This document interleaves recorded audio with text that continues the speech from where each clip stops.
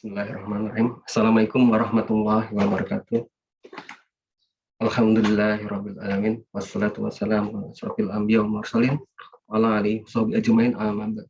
Segala puji bagi Allah Tuhan semesta alam. Semoga salawat dan keselamatan tercurahkan selalu pada Nabi dan Rasul termulia Muhammad sallallahu alaihi wasallam beserta keluarganya dan para sahabatnya.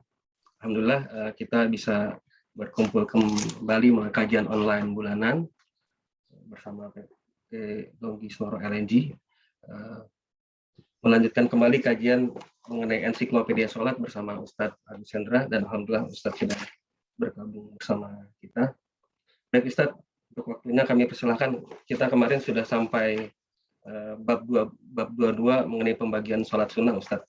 Terakhir itu kemarin sudah sampai halaman 396. Baik, Assalamualaikum warahmatullahi wabarakatuh. Alhamdulillah.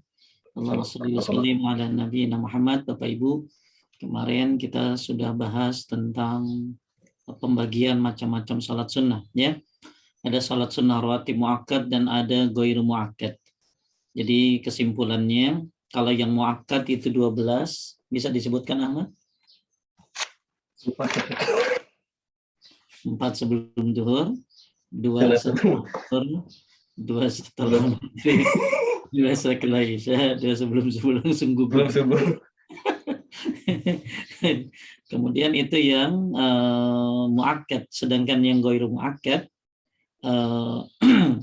adalah kalau digabung dengan yang ghairu muakkad itu sebelum asar itu ghairu muakkad, ya.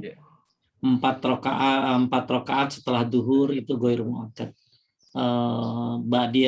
Qobliyah maghrib itu ghairu muakkad, qobliyah isya ghairu muakkad. Jadi kalau mau dikerjain semuanya boleh. Jadi total berapa ya, Mas? Total 22 ya. 22 ya, total 22. Dia langsung bubar semuanya. Ya, total 22. Jadi kalau di total yang muakkad dengan ghairu muakkad yang rawatib ini, ya, yang mengikuti sholat wajib ini 4 qobliyah duhur, 4 ba'diyah duhur, 4 qobliyah asar, udah 12 tuh. 2 qobliyah maghrib, 2 ba'diyah maghrib, 2 qobliyah isya, 2 ba'diyah isya, 2 qobliyah subuh. Total 22. Yang bisa melaksanakan silakan, Masya Allah. Suatu kemuliaan. Dan ingat, salat sunnah adalah benteng salat wajib. Siapa yang meninggalkan salat sunnah, suatu saat dia akan meninggalkan salat wajib. Kita sudah bahas keutamaan 4 qobliyah duhur, 4 ba'diyah duhur diharamkan dari api neraka. Ya, kita juga sudah bahas 4 qobliyah asar dirahmati oleh Allah Subhanahu wa taala. Orang yang mengerjakan qobliyah asar 4 rakaat dikasihi oleh Allah. Kemudian kita sudah bahas juga tentang surat-surat yang dibaca habis ba'diyah maghrib, yaitu kuliah dan kulhu. Untuk qobliyah subuh yaitu kuliah dan kulhu juga. Kemudian kita sampai kepada halaman 296, yaitu 2 rakaat sebelum subuh ya, Mati? Sebelum subuh, ya. Betul. 2 rakaat sebelum dan sudah maghrib, Ustaz. 396, Ustaz. 396 ya berarti qobliyah subuh. 2 rakaat sebelum subuh. Betul? 2 rakaat sebelum subuh, ya. Baik, saya akan share screen pembahasan kita pada hari ini. Baik. Lanjut Ahmad, boleh minta tolong? 2 rakaat sebelum subuh. 2 rakaat ini termasuk sholat sunnah rawatib dan muakkad dengan beberapa hal.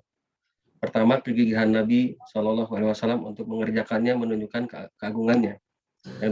Yang demikian itu didasarkan pada hadis Aisyah. Dia bercerita, Nabi SAW lebih gigih dalam memelihara 2 rakaat sebelum sholat subuh daripada sholat sunnah yang lainnya. Jadi Nabi nggak pernah ninggalin ya qobliyah subuh walaupun lagi safar. Makanya kalau ke safar nggak usah sholat qobliyah ba'diyah kecuali qobliyah subuh. Ya, kalau qobliyah subuh tetap dikerjakan walaupun lagi safar. Nabi nggak pernah ninggalin. Ya, dan Nabi menjelaskan keutamaannya rakaat al-fajr khairu minad dunya wa fiha. 2 rakaat sebelum subuh lebih baik daripada dunia dan seisinya. Ya. Kemudian yang ketiga disunahkan adalah meringankannya. Jadi kalau mau qobliyah subuh itu jangan lama-lama ya. Jangan lama-lama, diringankan. Diringankan. Yang sesuai sunnah adalah ringan, tapi tetap tumaninah. Ya, sebagaimana Aisyah dia bercerita, Nabi Shallallahu Alaihi Wasallam, ya lihat kursor saya, meringankan 2 rakaat sebelum sholat subuh, sehingga aku sempat bertanya apakah beliau membaca Al-Fatihah atau Ummul Kitab. Jadi Nabi kalau qobliyah subuh nggak pernah lama-lama. Jadi dulu Ahmad ada orang qobliyah subuh lama, ya qobliyah subuh lama. Udah itu bukan 2 lagi, habis 2 rakaat tambah lagi, ya jadi 4 dia. Lalu dia ditanya, ya kenapa? Ya akhirnya dia bilang begini, apa gara-gara ini saya disiksa? Apa gara-gara qobliyah subuh 4 saya disiksa? Apa gara-gara sholat qobliyah subuh lama saya disiksa? Maka dijawab oleh ulama salaf, bukan karena itu kamu disiksa, tapi kamu disiksa karena karena kamu menyelisihi Nabi Muhammad Sallallahu Alaihi Wasallam. Jadi ya qobliyah subuh jangan lama-lama, ya. Jadi disunahkannya cepat, ya, tapi tetap tumak-nina. Kemudian waktunya itu antara azan dan qomah, yang nggak ada qobliyah subuh sebelum qomat, nggak ada, sebelum azan nggak ada. Jadi qobliyah itu ya setelah azan. Kalau Anda datang ke masjid belum azan, ya ada tahiyatul masjid. Ya, sholat fajar itu sholat subuh, ya, sholat fajar itu, ya. Jadi kalau datang ke masjid belum azan, ya Anda tahiyatul masjid. Tapi kalau sudah azan, ya cukup qobliyah subuh, ya. Nah, jadi waktunya antara azan dan qomat. Kemudian yang kelima, setelah 2 rakaat itu Rasulullah SAW tidak mengerjakan sholat apapun kecuali sholat subuh. Jadi Nabi habis qobliyah subuh nggak ngerjain sholat apa lagi, apapun, ya, kecuali sholat subuh. Ya, yang demikian didasarkan pada hadis Hafsah Ummul Mukminin radhiyallahu anha, dia bercerita, jika fajar telah terbit, Rasulullah Shallallahu Alaihi Wasallam tidak mengerjakan sholat kecuali 2 rakaat ringan. Kecuali 2 rakaat ringan. Kemudian bacaannya, kuliah dan kulhu, ya, Al-Kafirun dan Al-Ikhlas. Kemudian ada lagi yang lain Ahmad kalau bisa, ya, kalau bisa. Ya, untuk qobliyah subuh itu selain Al-Kafirun dan Al-Ikhlas adalah yaitu membaca surat Al-Baqarah, Qulu amanna billahi wa ma unzila ilaina. Kemudian rakaat kedua membaca amanna billahi washhad bi anna muslimun, ya. Ini Al-Imran ayat 52, ya. Kemudian ada lagi, ya, boleh juga di rakaat pertama baca Qulu amanna billahi wa ma unzila ilaina. Rakaat kedua baca ta'alau ila kalimatin sawa'in bainana wa bainakum. Ya, ini alternatif lain bacaan selain Al-Kafirun dan Al-Ikhlas. Tapi kayaknya jarang ya Ahmad, ya, baca yang ini, ya. Ahmad baca ini enggak? Ya, bacanya pasti kebanyakan Al-Kafirun dan Al-Ikhlas, ya. Kemudian yang ketujuh qobliyah subuh itu, lanjut Ahmad, berbaring. Ketujuh, berbaring setelah mengerjakan sholat 2 rakaat tersebut. Hal tersebut didasarkan pada hadis Aisyah. Nabi Shallallahu Alaihi Wasallam jika sudah mengerjakan sholat sunnah subuh, beliau berbaring di atas lambung kanannya. Nah, ini dilakukan bukan di masjid Ahmad. Jangan sampai ente habis qobliyah subuh tiduran di masjid sambil nungguin subuh, bukan. Ya, jadi tiduran di sini sunnah dilakukan, karena kan kalau Nabi rumahnya dekat masjid, ya, sehingga sambil nungguin jamaah Nabi tiduran. Kalau Aisyah bangun maka Nabi ngobrol. Tapi kalau Aisyah masih tidur, Nabi tidur.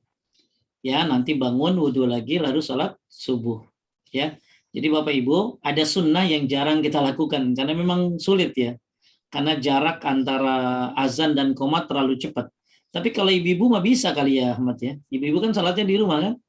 Kalau ibu salat di rumah, habis azan, qobliyah subuh dulu, terus tiduran deh, ya. Nah, tiduran di sini tiduran, Ibu, ya, tiduran dalam arti kata cepat bangunnya. Jangan sampai Ibu akhirnya bangunnya jam 7 gitu. Walhasil kalau begitu mah ya nggak usah tiduran kalau begitu, ya, itu jadinya tidur beneran. Jadi ada sunnah, bahkan di Ibnu Hazm mengatakan ini syarat sholat subuh, tapi itu pendapat yang mungkin aneh, ya. Ada lagi yang menyebutkan qobliyah subuh ini, yang tidur setelah qobliyah subuh ini ditekankan bagi yang tadi malam tahajud, Ahmad. Bagi yang tadi malam tahajud kan capek tuh dia, supaya seger. Nah, dia habis sholat qobliyah subuh tidur ya, tidur sebentar, begitu mau qomat baru bangun. Nah, kalau Nabi kan rumahnya dekat, jadi tinggal ngelangkah ya. Nah, kalau di kita mungkin agak susah nih kayak begini. Dan ini dilakukan di rumah, bukan di masjid. Ya, lanjut Ahmad, jika muazin.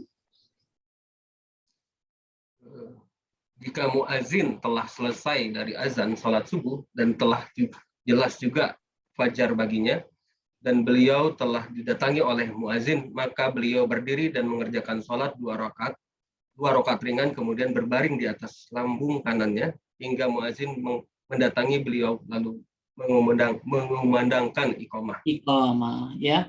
Ini sunnah yang jarang kayaknya Ahmad ya, yaitu berbaring setelah mengerjakan qobliyah subuh sambil nungguin subuh.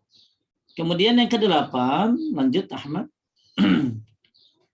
Sholat 2 rakaat sebelum sholat subuh ini tidak pernah ditinggalkan, baik ketika di rumah maupun dalam perjalanan. Hal tersebut didasarkan pada hadis Aisyah yang di dalamnya disebutkan beliau tidak pernah meninggalkan 2 rakaat sebelum 2 rakaat tersebut selamanya. Itu menunjukkan bahwa beliau senantiasa mengerjakan sholat sunnah 2 rakaat sebelum sholat subuh, baik ketika sedang tidak berpergian maupun sedang dalam perjalanan. Masya Allah. Jadi Nabi nggak pernah ninggalin qobliyah subuh walaupun lagi safar ya. Kesembilan, nah ini. Jadi mengkodok. Nah saya ulangi ya sebelum kita bahas yang kesembilan.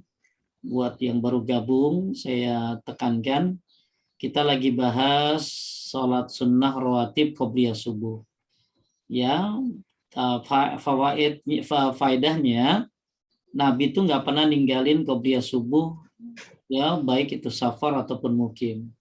Pokoknya dijaga banget ya, dijaga banget. Kemudian keutamaannya kita sudah sering dengar, lebih baik daripada dunia dan seisinya. Ini qobliyahnya Ahmad ya. Qobliyahnya gimana salat subuhnya? Gimana salat subuhnya? Maka hendaklah bapak-bapak ya jadi member salat subuh di masjid. Ya, dan bahkan kata Syekh Utsaimin paling barometer orang munafik itu dilihat dari salat subuhnya. Kemudian salat qobliyah subuh itu ringan, ya ringan, jangan lama-lama, ringan, tapi tetap tumanina. Kemudian waktunya qobliyah subuh itu antara azan dan qomat, jadi sudah masuk azan tentunya. Kalau Anda datang ke masjid belum azan ya tahiyatul masjid. Kemudian setelah Nabi sholat qobliyah subuh, Nabi nggak ngerjain apa lagi ya? Nabi nggak ngerjain sholat lain kecuali sholat subuh, ya. Kemudian bacaannya Al-Kafirun dan Al-Ikhlas, dan ada surat yang lainnya itu Al-Baqarah dan Al-Imran ya, yang pendek-pendek. Kemudian berbaring ketujuh, berbaring setelah sholat sunnah qobliyah subuh tuh berbaring sambil nungguin subuh ya. Nah, ini dilakukan oleh Nabi karena Nabi rumahnya dekat dengan masjid. Kedelapan ya, Nabi nggak pernah ninggalin, tadi sudah hampir sama. Nah yang 9, mengqadha sholat sunnah rawatib sebelum subuh. Barang siapa yang tidak sempat menunaikan salat sunnah rawatib sebelum subuh, maka dia boleh mengerjakannya setelah salat subuh atau setelah matahari naik. Ya, dan lanjut Ahmad yang demikian. Ya. Yang demikian itu didasarkan pada hadis Qais bin Amr.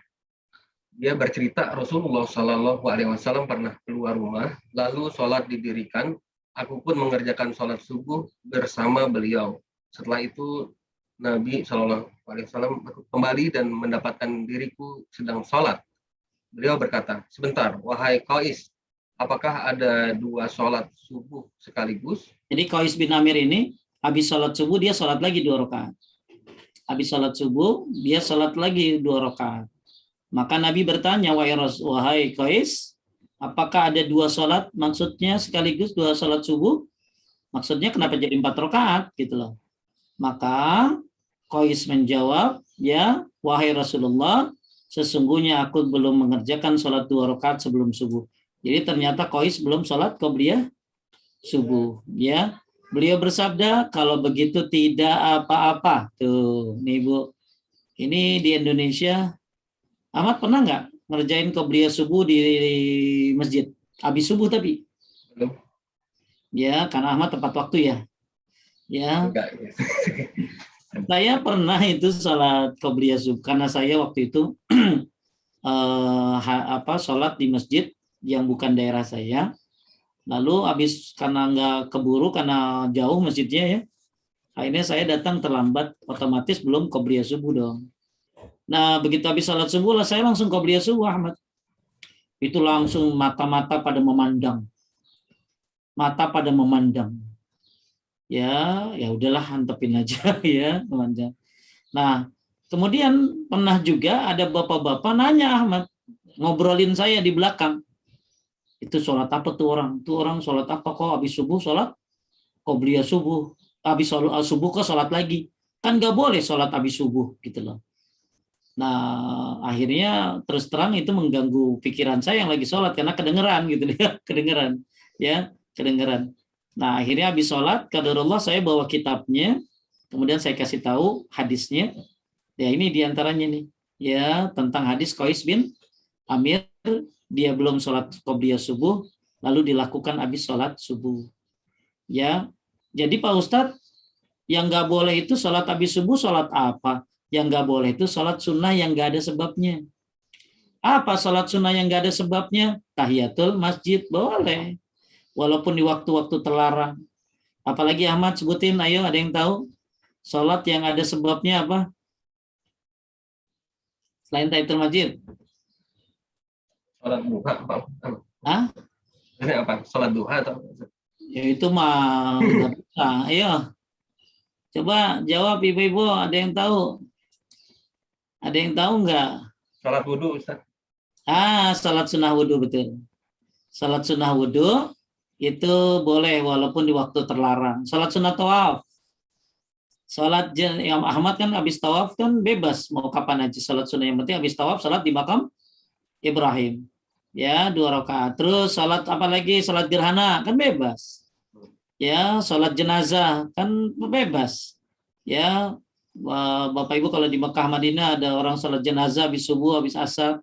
Jadi yang nggak boleh sholat habis subuh dan habis asar adalah sholat yang tidak ada sebabnya, seperti sholat sunnah mutlak. Itu nggak boleh kalau habis subuh dan habis asar. Ya, jadi Nabi menjawab kalau begitu tidak apa-apa. Tuh, kalau begitu tidak apa-apa. Cuma di Indonesia ini banyak orang yang tahunya hanya kalau habis subuh nggak boleh sholat. Ya, di rumah Ustaz ya? Ya. Pas sudah pulang dari masjid di rumah boleh ya? Nah, boleh juga di rumah, atau kalau ngikutin mazhab Imam Ahmad itu nungguin matahari terbit. Bukan Ahmad Nur Rahman ya. Mazhab Imam Ahmad bin Hambal ya. Jadi kalau misalnya Imam Ahmad itu lebih suka nanti setelah terbit matahari. Jadi sholatnya sebelum duha, sebelum syuruk. Ya, untuk qabliyah apa tadi? Subuh qadha. Ya, qadha, mengqadha itu mengerjakan di luar waktunya. Jadi Bapak Ibu sekalian menaikkan Allah yang belum sholat qabliyah subuh, ya misalnya saya datang ke masjid ya, udah qomat kan nggak boleh sholat kalau lagi qomat, ya buat yang di masjid. Maka saya rugi dong, ketinggalan qabliyah subuh dong, ya kan? Rugi dong, ketinggalan lebih baik daripada dunia seisinya. Maka supaya nggak rugi, ya dibolehkan habis sholat subuh qadha qabliyah subuh, ya. Langsung habis sholat subuh. Atau zikir dulu Ahmad. Zikir dulu subhanallah sampai selesai beres baru qabliyah subuh. Ya, niatnya ya, qabliyah subuh aja ya, qadha ya. Kemudian kalau di mazhab Imam Ahmad memilihnya bukan habis subuh tapi kapan tadi? Setelah terbit matahari sholat qabliyah subuhnya. Coib lanjut, masih ada satu lagi juga. Pada hadis Qais yang lain, dia bercerita Rasulullah SAW pernah menyaksikan seseorang mengerjakan sholat 2 rakaat setelah sholat subuh. Rasulullah SAW bersabda, sholat subuh itu hanya 2 rakaat. Lalu orang itu berkata, sesungguhnya aku tadi belum mengerjakan sholat 2 rakaat sebelum subuh. Oleh karena itu aku mengerjakannya sekarang. Rasulullah SAW pun terdiam. Masya Allah. Ya Nabi diam. Kalau diam berarti apa Ahmad? Mengiyakan, membolehkan. Bolehkan ya. Baik, boleh juga mengerjakan sholat 2 rakaat yang tertinggal setelah matahari naik. Nah, boleh nih.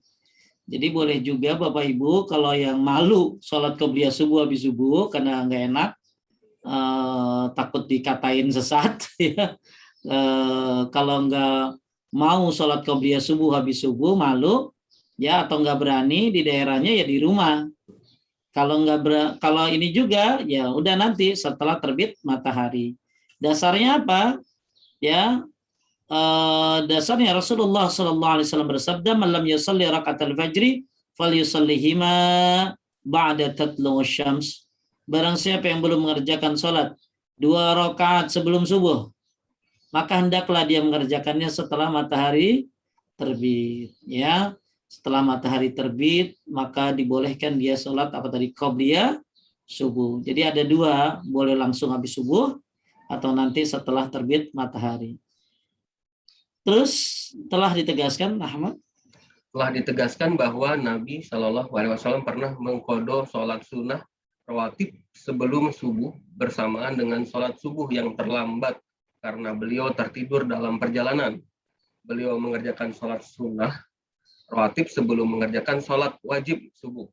Kemudian beliau mengerjakan sholat subuh dan itu berlangsung setelah matahari naik. Juga didasarkan pada hadis Abu Hurairah.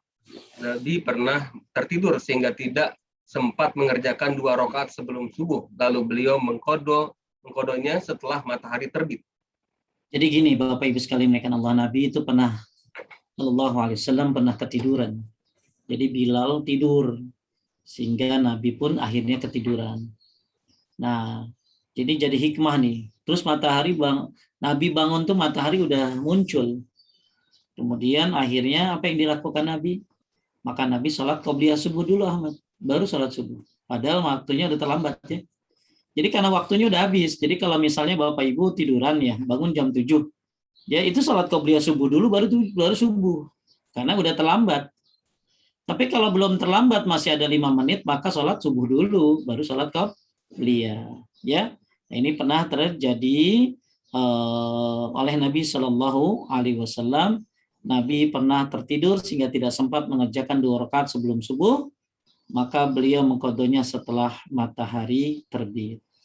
Baik, kemudian yang selanjutnya 4 rakaat salat sunnah rawatib setelah salat Jumat. Jadi kalau qobliyah Jumat itu tidak ulama berbeda pendapat, ya, berbeda pendapat. Tapi yang rajih, yang sahih, salat qobliyah Jumat itu diganti dengan tahiyatul masjid.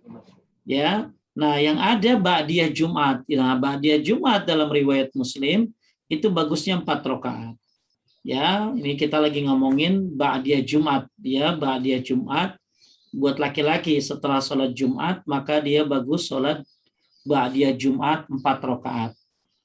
Ya, apa tuh? Adapun sebelum sholat Jumat, maka seorang muslim mengerjakan sholat sunnah mutlak. Nah, boleh nih. Sebelum Jumat kerjakan sholat sunnah mutlak karena memang tidak ada sholat sunnah rawatib sebelum sholat Jumat. Hendaklah dia menyibukkan diri dengan amalan sunnah yang bersifat mutlak dan juga zikir hingga imam naik mimbar. Jadi kalau Ahmad datang ke masjid setengah 12, masih ada 20 menit lagi, maka Ahmad datang ke masjid, 1 tahiyatul masjid dulu. Kemudian 2 sholat sunnah mutlak, 2 salam, 2 salam, 2 salam, 2 salam, 2 salam sampai khotib naik ke atas mimbar. Ya, itu sebelum Jumat tuh, ya. Akan tetapi Bapak Ibu, kalau misalnya jadi kalau ba'diyah Jumat itu 4 rakaat. Ya, jadi untuk qobliyah Jumat tidak ada, tapi yang ada ba'diyah Jumat. Jadi untuk qobliyah Jumatnya diganti dengan sholat sunnah mutlak atau tahiyatul masjid. Nah, adapun sholat sunnah rawatib Jumat itu hanya dikerjakan setelahnya. Dalam hadis Ibnu Umar radhiyallahu disebutkan dia melihara sholat sunnah rawatib dari Rasulullah SAW, di antaranya disebutkan adalah 2 rakaat setelah sholat Jumat di rumahnya. Jadi boleh sholat qobliyah Jumat itu ba'diyah Jumat boleh 2 rakaat, tapi boleh juga berapa tadi? 4. Ya. Juga dasarkan hadis Abu Hurairah, dia bercerita Nabi Shallallahu Alaihi Wasallam bersabda, jika salah seorang di antara kalian tak mengerjakan sholat Jumat, hendaklah dia mengerjakan sholat 4 rakaat. Ya, jadi setelah sholat Jumat, hendaklah mengerjakan sholat apa tadi? 4 rakaat. Ya, 4 rakaat apa nih? Ini tadi salat sunnah ba'diyah Jumat ya. Nah, boleh juga ya, boleh juga Suhail salah seorang perawi hadis ini mengatakan, jika Anda dibuat tergesa-gesa oleh sesuatu, kerjakan 2 rakaat di masjid dan 2 rakaat di rumah. Boleh juga begitu Ahmad. Jadi 4 rakaat boleh di masjid semuanya atau minimal 2, atau 2 rakaat di masjid, ba'diyah Jumatnya 2 rakaat lagi di rumahnya ya. Dari Abdullah bin Umar radhiyallahu anhu, jika telah mengerjakan salat Jumat, dia pun kembali dan mengerjakan 2 rakaat di rumahnya. Kemudian dia mengatakan Rasulullah SAW juga mengerjakan hal tersebut. Jadi 2 di masjid, 2 di rumah, ya. Atau 2 rakaat saja setelah Jumatan, bagus di rumah. Para ulama berbeda pendapat tentang salat sunnah rawatib setelah salat Jumat. Di antara mereka yang berpendapat bahwa salat sunnah ini dikerjakan 4 rakaat, ya. Intinya Bapak Ibu sekalian dimuliakan Allah, boleh 4, boleh 2, boleh juga 4 di masjid, boleh juga 2 di rumah, atau 2 di masjid, 2 di rumah. Baik, ini insya Allah kesimpulannya demikian ya. Selanjutnya kita bahas nomor 3, lanjut Ahmad. Waktu 3. Waktu sholat sunnah rawatib yang dikerjakan bersamaan dengan sholat fardu. Setiap sholat sunnah yang dikerjakan sebelum sholat wajib waktunya adalah sejak masuknya waktu siang wajib sampai iqamah dikumandangkan. Setiap sholat sunnah yang dikerjakan setelah sholat wajib waktunya adalah setelah selesai sholat wajib sampai keluarnya waktu sholat itu. Ya, ini suka ada yang nanya, Ustadz, ba'diyah itu sampai kapan sih? Ba'diyah itu ya sampai masuk sholat, misalnya duhur ya ba'diyahnya sampai masuk sebelum asar. Ya kalau qobliyah Pak Ustadz, ya qobliyah sebelum Anda sholat, sebelum Anda sholat wajib gitu loh. Misalnya Anda sholat duhur jam 1, ya qobliyah juga masih berhak qobliyah Anda. Ya, Anda sholat asar jam 5, ya masih boleh qobliyah asar. Ya, Anda sholat isyanya jam 10, masih boleh qobliyah isya. Jadi, yang namanya sholat qobliyah itu sebelum melakukan sholat wajibnya, dan batas akhirnya adalah masuk sholat berikutnya. Jadi kalau udah masuk batas sholat berikutnya, ya berarti nggak ada qobliyah, nggak ada ba'diyah, kecuali qadha, ya, kecuali qadha. Baik, lanjut nomor 4, mengqadha. Mengqadha sholat sunnah rawatib. Telah ditetapkan dari Aisyah bahwa Nabi Shallallahu Alaihi Wasallam jika belum mengerjakan sholat 4 rakaat sebelum zuhur, beliau mengerjakannya setelahnya. Tuh, jadi ibu mungkin kalau di kantor agak susah ya Mat ya, qobliyah Jumat 4 itu ya. Karena mungkin kan harus bagi waktu buat makan, ya, bagi waktu buat ngobrol dan lain-lain. Makanya biasanya 2 rakaat. Yang mentok lagi datang ke masjid udah qomat. Maka Nabi SAW kalau belum sholat 4 rakaat sebelum zuhur, beliau mengerjakan setelahnya. Jadi qadha, qobliyah, zuhur dikerjakan habis sholat zuhur. Qadha, qobliyah, zuhur dikerjakan habis sholat zuhur, ya. Nah, demikian itulah yang hanya Allah yang Maha tahu pentingnya sholat sunnah rawatib ini, yang demikian dasarkan pada hadis Abdullah bin Shu'aib. Rasulullah SAW biasa mengerjakan sholat 4 rakaat sebelum matahari tergelincir, sebelum sholat zuhur. Saat ini merupakan waktu dibukanya pintu langit, dan aku ingin agar amal solehku naik ke atas pada saat itu. Jadi qobliyah zuhur itu bagus dikerjakan. Kenapa? Karena amal soleh, karena pintu langit lagi dibuka, kemudian amal soleh naik pada saat itu.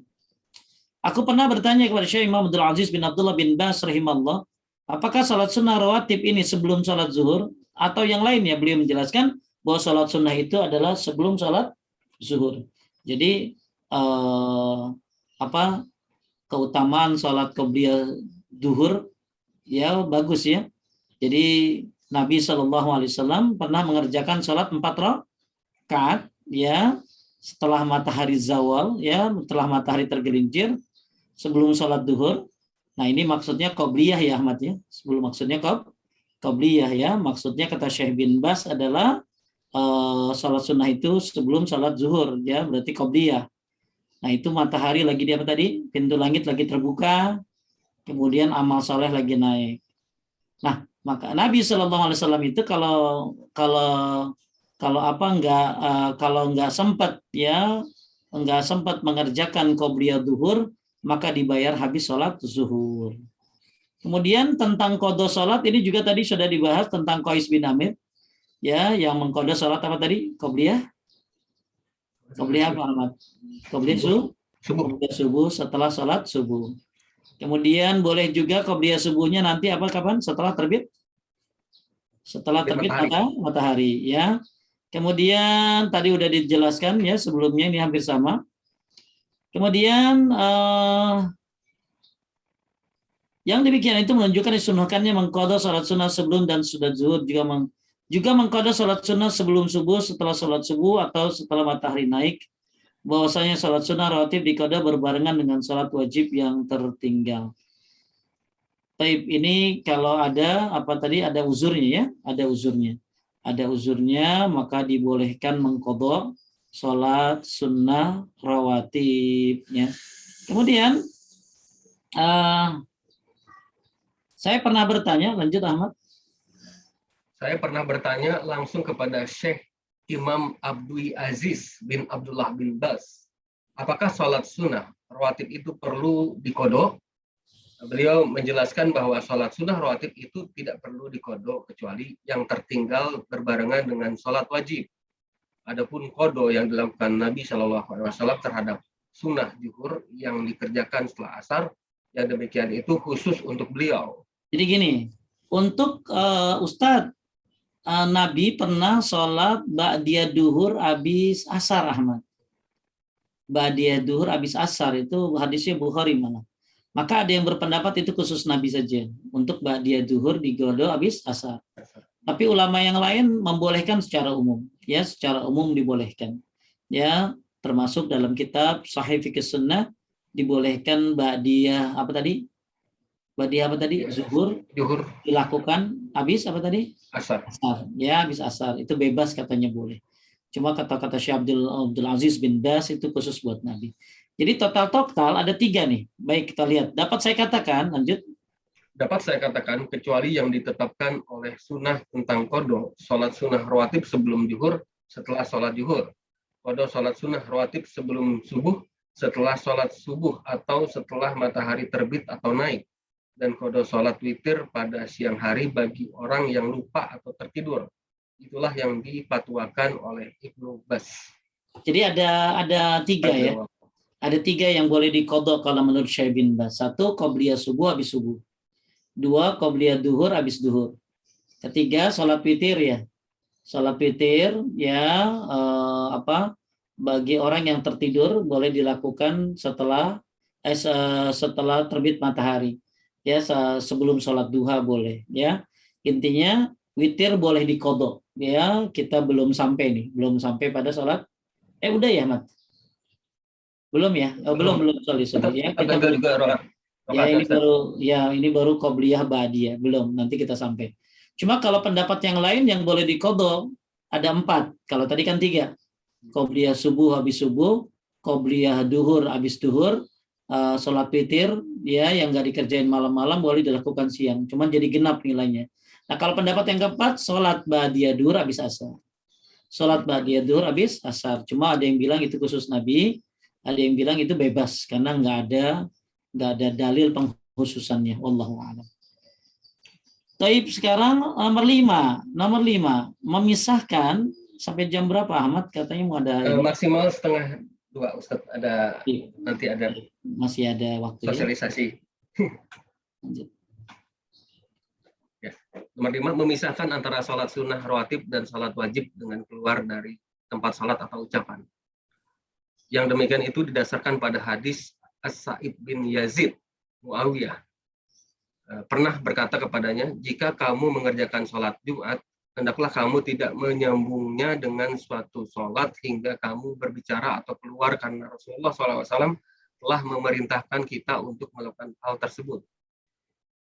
Hendaklah kita tidak menyambung satu sholat dengan sholat yang lain hingga kita berbicara atau keluar. Jadi gini Ahmad, jadi kan banyak orang kalau habis sholat wajib mau sholat ba'diyah pindah tempat nih apa ya. Tapi boleh aja nggak pindah tempat, asal udah ngobrol, asal udah zikir. Ya, kan yang nggak boleh itu begini. Assalamualaikum warahmatullahi, assalamualaikum warahmatullahi. Dia langsung sholat, dia itu nggak boleh sholat di tempat itu. Ya, kecuali kalau dia udah potong dengan apa tadi? Ngobrol, zikir. Dengan zikir, ya, dengan berbicara atau keluar. Nah, ditanya apakah yang disebut berbicara di sini? Apakah zikir? Iya, zikir.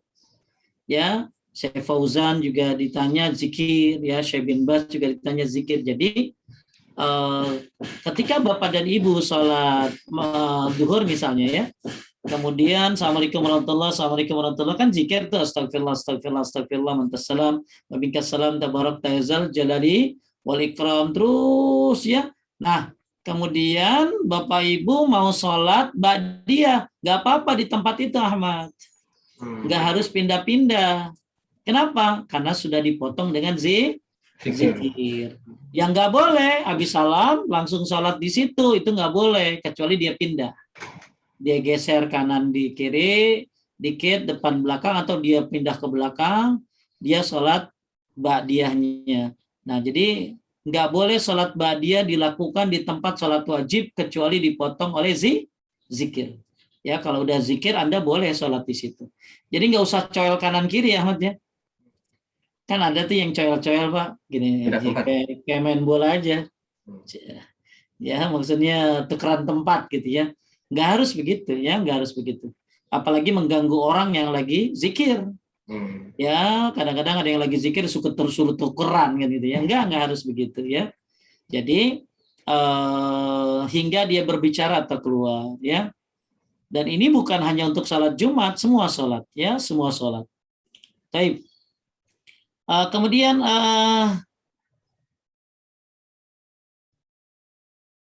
nah ini tadi udah saya terangkan, ya. Saya pernah mendengar Abdul Aziz bin Abdullah bin Baz berbicara tentang hikmah larangan tersebut. Saya mengatakan sebab menyambung satu salat dengan salat lainnya itu dapat menimbulkan kebingungan.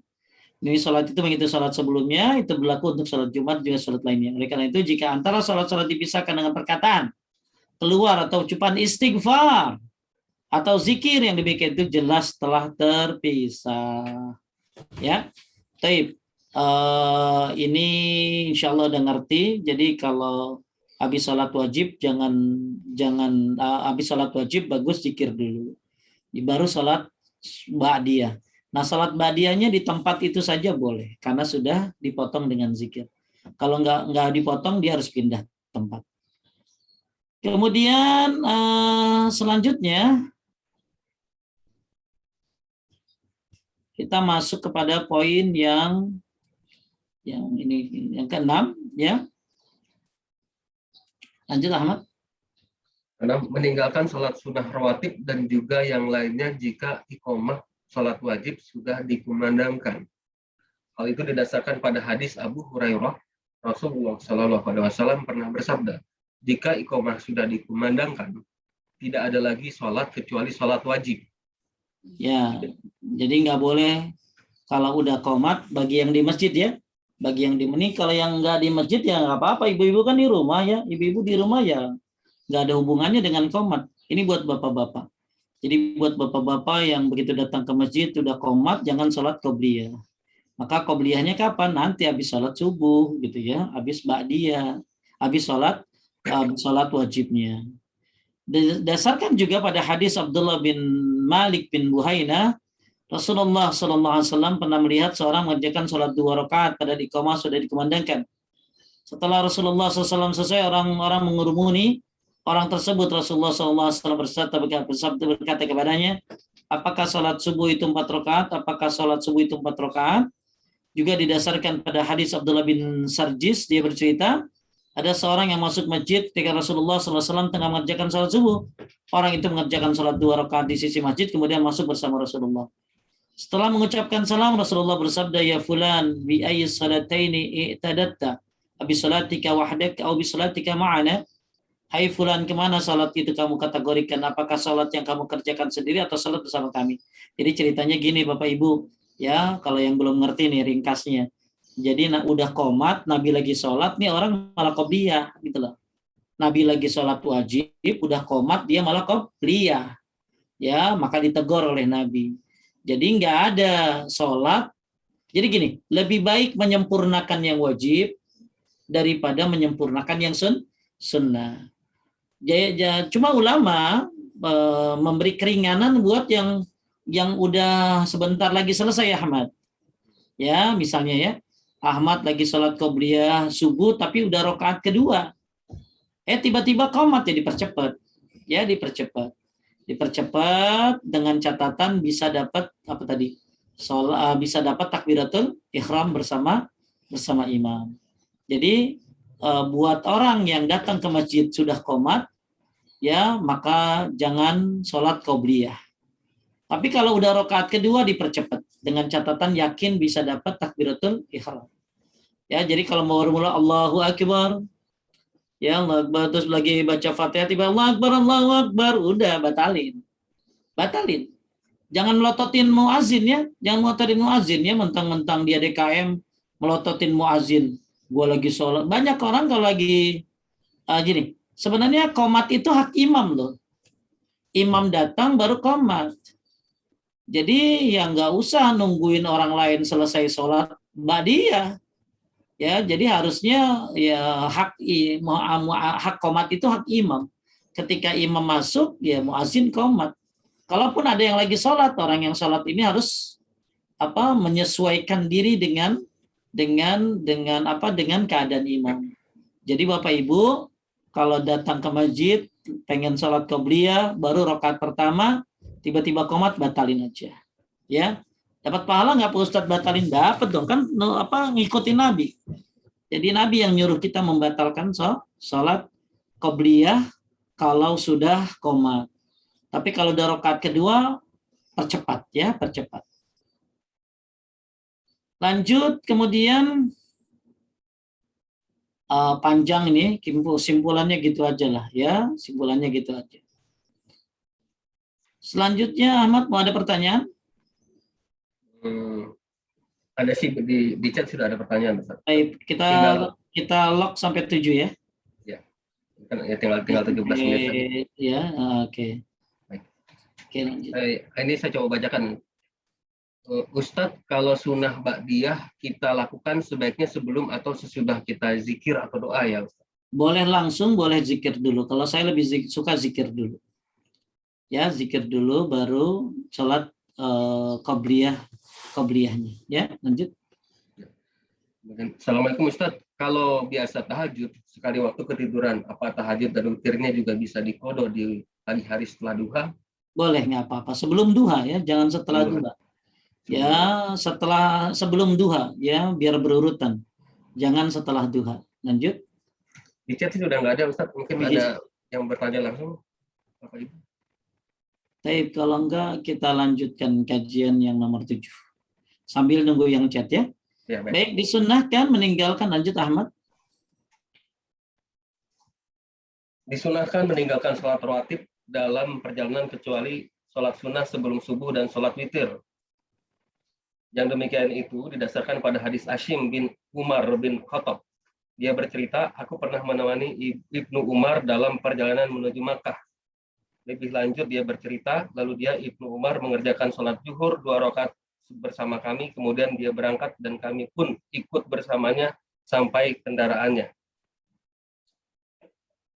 Itu nggak muncul di layarnya, Ustaz. Iya ya, diangkut. Nanti saya baca bukunya, Ustaz. Masya Allah, lupa. Lalu dia duduk dan kami pun ikut duduk bersamanya. Lalu dia berbalik ke arah tempat dia mengerjakan sholat dan dia melihat beberapa orang tengah berdiri. Dia bertanya apa yang dilakukan oleh orang-orang itu. Aku menjawab, mereka sedang mengerjakan sholat sunnah. Dia berkata, seandainya aku mengerjakan sholat sunnah setelah sholat fardu, tentulah aku sempurnakan sholatku. Jadi gini Ahmad. Jadi Ibnu Umar ini lagi safar. Dia sholatnya cuma 2 rakaat, ya dikosor. Tapi tidak dijama di sini, ya. Ya kalau kita kan biasanya kosor jama, ya. Nah terus dia lihat ada orang kok pada sholat 2 rakaat, ya maksudnya ada orang yang masih sholat gitu ya, sholat sunnah gitu loh, ya.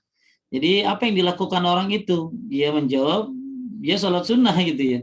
Jadi kalau dia anggaplah, jadi Ibnu Umar kan habis sholat wajib 2 rakaat dia langsung selesai kan, nggak sholat ba'diyah. Nih orang-orang pada sholat apa tadi? Ada orang yang sholat ba'diyah gitu loh. Lalu ditanya apa yang dilakukan orang itu? Mereka sedang mengerjakan sholat sunnah. Seandainya aku mengerjakan sholat sunnah setelah sholat fardu, tentulah aku sempurnakan sholatku. Maksudnya gini, ya kalau misalnya habis sholat tadi ba'diyah, yang mendingan saya sholat duhurnya jangan 2 tapi 4 gitu loh. Ya kan lagi safar kan? Lagi safar kan? Jadi kalau lagi safar Ibnu Umar tuh sholat 2 rakaat dan nggak ada qobliyah, nggak ada ba'diyah. Tiba-tiba dia lihat ada orang yang ba'diyah. Maka Ibnu Umar bilang, seandainya aku mengerjakan sholat sunnah setelah sholat fardu, tentulah aku sempurnakan sholatku. Ya kalau gitu saya nggak usah dikosor aja tadi. Kalau sholat ba'diyah mau mendingan sholat full 4 ya. Maksudnya apa? Lanjut, Wahai putra saudaraku, aku pernah menemani Rasulullah Shallallahu Alaihi Wasallam dalam suatu perjalanan dan beliau tidak pernah mengerjakan sholat lebih dari 2 rakaat sampai Allah memanggilnya. Aku juga pernah menemani Abu Bakar dan dia mengerjakan sholat tidak lebih dari 2 rakaat sampai Allah mencabut nyawanya. Selain itu, aku juga pernah menemani Umar bin Khattab dan dia juga tidak pernah lebih dari 2 rakaat sampai akhirnya Allah mewafatkannya. Kemudian aku juga pernah menemani Utsman dan dia juga tidak pernah lebih dari 2 rakaat sampai Allah memanggilnya. Maksudnya Nabi SAW, Abu Bakar, Umar, Utsman, ya Ibnu Umar pernah nemenin Nabi, pernah nemenin Abu Bakar, pernah ngelihat Umar, pernah Utsman. Mereka kalau safar sholatnya 2 rakaat dan tidak pernah ba'diyah ataupun qobliyah. Allah berfirman, laqad kana lakum fi Rasulillahi uswatun hasanah. Sungguh telah ada pada Rasulullah teladan yang baik bagi kalian. Kecuali salat apa, Ahmad? Sebelum subuh dan salat apa tadi, witir tidak boleh ditinggalkan baik ketika di rumah maupun tengah safar. Tadi sudah dibahas. Nah, ini hadisnya juga sudah dibahas tadi. Nabi yang ketiduran itu ya, Ahmad ya. Nabi ketiduran sampai Bilal juga tidur. Akhirnya tiba-tiba bangun sudah terbit matahari. Kemudian akhirnya Nabi sholat ya sholat qobliyah subuh dulu baru sholat subuh walaupun sudah terbit matahari karena sudah terlambat ya. Kemudian untuk sholat sunnah ya witir. Nah ini jadi kalau musafir itu sholatnya qobliyah subuh sama witir saja. Ya kalau lagi dalam perjalanan ya, lagi dalam perjalanan. Ya tapi insya Allah tetap dapat pahalanya yang udah biasa Ahmad ya. Kenapa? Karena sudah terbiasa. Jadi iza maridul abdu safara kutiba lahu makan ya'malu bihi muqiman sahihan. Orang itu kalau sakit pahalanya dihitung lagi sehat. Orang kalau musafir pahalanya dihitung lagi mukim. Jadi bagi yang sudah terbiasa qobliyah ba'diyah begitu safar nggak ngerjain qobliyah ba'diyah, maka dia tetap dapat pahalanya. Ya, kecuali qobliyah subuh dan sholat witir tetap dikerjakan. Taib, selanjutnya Ustadz, boleh nggak sholat sunnah mutlak? Ya, baik ketika sedang dalam perjalanan, sedang dalam atau sedang dalam perjalanan maupun bukan. Misalnya sholat duha, tahajud pada malam hari, seluruh sholat sunnah mutlak, serta sholat yang memiliki sebab seperti sholat sunnah wudhu, sholat sunnah tawaf, tahiyatul masjid dan lainnya. Ini Imam Nawawi berkata para ulama telah sepakat untuk menganjurkan sholat sunnah mutlak dalam perjalanan. Jadi nggak apa-apa. Jadi yang ditinggalin apa, Ahmad? Qobliyah dan badan. Dia kecuali qobliyah apa tadi? Subuh dan witir. Ya, subuh dan witir. Ya, terus kalau tahiyatul masjid boleh tetap dibolehkan. Terus apalagi sholat sunnah tawaf ya, sholat sunnah wudhu ya, terus sholat sunnah tahiyatul masjid itu walaupun lagi musafir tetap boleh dikerjakan menurut Imam Nawawi. Para ulama telah sepakat untuk menganjurkan sholat sunnah mutlak dalam perjalanan. Wah, selesai dah tuh. Dah, ada yang nanya lagi? Ada, Ustaz. Assalamualaikum Ustadz, apakah setiap gerakan sholat waktu kita takbir selalu mengangkat tangan? Tidak, kecuali kalau mau mengangkat tangan, kecuali jadi ngangkat tangan itu ada 4 keadaan ya Ibu ya. Angkat tangan itu ada 4 keadaan, bukan 4 kali, 4 keadaan. Satu lagi takbiratul ihram. Dan ngangkat tangan itu hukumnya sunnah. Ya, kalau Allahu Akbarnya, takbiratul ihram itu rukun. Jadi kalau pertanyaannya, apakah setiap apakah setiap ngangkat apa tadi? Apakah setiap gerakan sholat waktu kita takbir selalu mengangkat tangan? Taib, ya. Yang pertama diangkat tangannya ketika takbiratul ihram. Yang kedua ketika mau ruku, Allahu Akbar mau ruku, angkat tangannya. Ketiga ketika sami Allahu liman hamidah, itu juga diangkat tangannya, ya. Kemudian ketika untuk sujud tidak perlu diangkat tangannya. Ya, kalau hadis Bukhari cuma 4 keadaan. Kemudian nanti rokaat kedua naik Allahu Akbar, rokaat kedua nggak usah begini, langsung aja begini, nggak usah angkat tangan lagi. Kemudian nanti mau ruku, angkat tangan lagi. Bangkit dari ruku, sami Allahu liman hamidah, angkat tangan lagi. Begitu mau sujud, nggak usah angkat tangan lagi. Lalu tahiyat kan, tahiyat awal ya. Nah, setelah tahiyat awal naik rokaat keberapa? Ketiga, Allahu Akbar, angkat tangan lagi.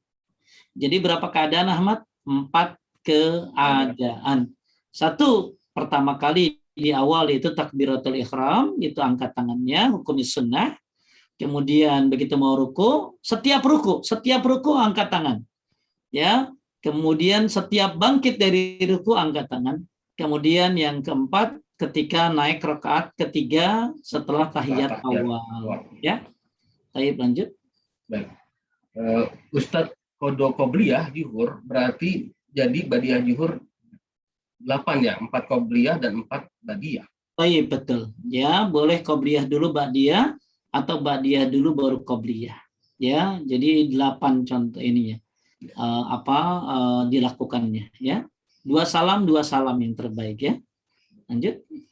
Assalamualaikum Ustadz, Afwan, kalau kita selesai qobliyah tidak tidur atau baring-baring lagi tapi sambil zikir menunggu sholat subuh, nggak apa-apa kan Ustadz? Nggak apa-apa dong. Ya, bagus-bagus banget, doa yang bagus Maya. Yang bagus doa karena antara azan dan qomat ya, antara azan dan qomat, jadi bagus doa.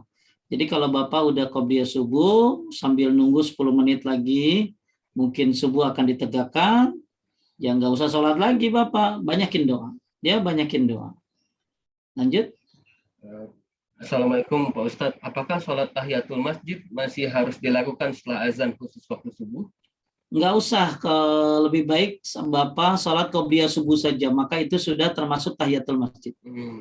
Ya, jadi kalau kita masuk masjid udah azan ya, udah azan di masjid itu qobliyah saja, maka qobliyah Anda sudah termasuk tahiyatul masjid, kata Syekh bin Baz. Kan jangan duduk sebelum sholat 2 rakaat. Nah, sebenarnya sholat 2 rakaat apa aja, Ahmad? Ya, misalnya saya masuk ke masjid duha, nah itu sholat duha saja saya sudah termasuk tahiyatul masjid. Ya, saya masuk ke mana? Ke masjid sholat qobliyah duhur, ya udah termasuk tahiyatul masjid itu. Ya, yang penting jangan duduk sebelum sholat 2 rakaat. Dan sholat 2 rakaat apa saja, ya itu termasuk tahiyatul masjid. Jadi qobliyah subuhnya sudah termasuk tahiyatul masjid. Lanjut. Pak Ustadz, kalau sholat safar pada saat subuh dikerjakannya setelah sholat subuh atau sebelum sholat? Kemudian apa setelah sholat qobliyah subuh? Kalau mau safar, kalau sholat safar ini ada ikhtilaf ulama, yang ada yang rojih pulang dari safar. Kalau sholat sebelum safar memang ada, tapi masih ikhtilaf ya. Jadi kalau sholat safar pada saat subuh dikerjakan setelah sholat subuh atau sebelum sholat, kemudian apa sholat qobliyah subuh. Jadi yang sahih itu adalah sholat pulang dari safar. Sholat pulang dari safar. Jadi kalau mau safar banyakin doa aja, doa ya, kemudian banyak doanya itu mah ya, banyak doanya. Nah, sholatnya itu pulang dari safar. Ya, jadi ada sholat pulang dari safar, nanti kita ketemu. Salah satu sunnah yaitu sholat pulang dari safar. Tapi kalau sholat sunnah safar ada ikhtilaf ulama tentang sholat sebelum safar ini. Ya, saya sih saya lebih yang ini sholatnya habis safar adanya. Ya, lanjut. Assalamualaikum Ustaz, apakah sholat duha juga tidak dikerjakan Rasul pada waktu beliau safar? Boleh tadi ya, kata Imam Nawawi ya. Yang usah dikerjain itu apa tadi? Yang rawatib ya. Rawatib aja, kecuali qobliyah subuh. Tapi kalau duha, ya malah Nabi pernah sholat duha di rumahnya Ummu Hani ya. Kemudian boleh, nggak apa-apa ya. Apalagi tahiyatul masjid itu tetap dikerjakan, boleh, nggak apa-apa walaupun lagi safar. Tapi kalau yang qobliyah ba'diyahnya tidak dikerjain kecuali qobliyah subuh. Lanjut. Ya. Assalamualaikum Ustaz, jika sedang safar bersama rombongan saat subuh, jika di HP sudah terdengar azan subuh tapi belum ketemu masjid, apa baiknya qobliyah di kendaraan dulu atau qobliyah setelah sholat subuh berjamaah di masjid? Ya kalau misalnya sambil nyari jalan, belum ketemu masjid, mendingan qobliyah subuhnya di jalan, di mobil. Ya, qobliyah subuhnya di mana? Di mobil ya. Tapi masalahnya ya kalau misalnya kita melaksanakan sholat itu, yang terbaik itu kan sholat itu dilakukannya berdiri ya Ahmad. Ya berdiri ya, makanya kalau saya karena berdiri ini kan dalam sholat rukun hukumnya, sedangkan qobliyah subuh ini kan sunnah, maka lebih baik ibu cari masjid dulu ya, cari masjid dulu ya, kemudian kalau bisa qobliyah subuh alhamdulillah, tapi kalau nanti di qadha habis subuh. Tapi sebenarnya boleh saja. Karena bedakan antara sholat sunnah sama sholat wajib ya. Kalau sholat wajib harus berdiri, tapi kalau sholat sunnah harus apa tadi? Boleh duduk ya. Sebagaimana Nabi juga witir kan duduk ya. Nabi witir duduk ya. Jadi kalau dua-duanya sih boleh ya. Cuma kalau memang bisa sampainya nanti masih ada waktunya subuh, qobliyah subuhnya ya mendingan di masjid. Tapi kalau enggak apa-apa di mobil qobliyah subuhnya ya. Jadi ibu kan bersama rombongan datang subuh ya, terus belum ketemu masjid ya. Nah sekarang boleh enggak qobliyah subuh di kendaraan? Enggak apa-apa, boleh, enggak apa-apa ya. Baru kemudian sholat subuh di mana tadi? Di masjid. Nggak apa-apa Bu, karena sholat sunnah ya, sholat sunnah. Lanjut. Ini pertanyaannya, Ustaz, orang-orang Turki atau Arab yang lain di masjid suka nggak mengangkat tangan setelah sami Allahu liman hamidah. Adakah sunnahnya Ustaz? Yang sunnah ngangkat tangan, kalau dia nggak melakukan tetap sah sholatnya ya. Jadi yang sunnah itu ngangkat tangan, ya ngangkat tangan tuh 4 keadaan tadi. Tapi kalau ada orang sholat nggak ngangkat tangan, sah sholatnya Ibu, karena hukumnya sunnah. Ya. Jadi misalnya ada orang sholat Allahu Akbar, sami Allah liman hamidah, nggak ngangkat tangan, sah sholatnya nggak apa-apa. Tapi kita pengen sholat itu bukan hanya dapat yang rukun, dapat yang wajib, tapi dapat yang sunnah. Lanjut. Yang terakhir Ustaz, apa Ustaz, untuk tahajud kita laksanakan sendiri-sendiri nggak apa-apa kan Ustaz? Justru sendiri-sendiri sunnahnya. Ya berjamaah itu kalau sekali-kali saja. Habis ya Ahmad waktunya. Baik, alhamdulillah. Terima kasih Bapak Ibu semuanya sudah hadir di kajian BDI PT Dong Bisnor LNG. Nah, kantornya lagi pindah ya Ahmad ya ke Pondok Indah ya. Nanti sampai akhir tahun. Sampai akhir tahun. Awal tahun depan sama. Ya mudah-mudahan tambah berkah kantornya insyaallah. Amin. Baik Bapak Ibu, sekian yang bisa saya sampaikan. Mohon maaf kalau ada kesalahan kurangan. Barakallahu fikum. Subhanaka Allahumma bihamdika asyhadu an la ilaha illa anta astaghfiruka wa atubu ilaik. Makasih Ahmad, Ica dan semua pengurus kajian BDI. Semoga istiqamah di atas tauhid dan sunnah. Assalamualaikum warahmatullahi wabarakatuh. Waalaikumsalam warahmatullahi wabarakatuh. Jazakallahu khairan Ustaz.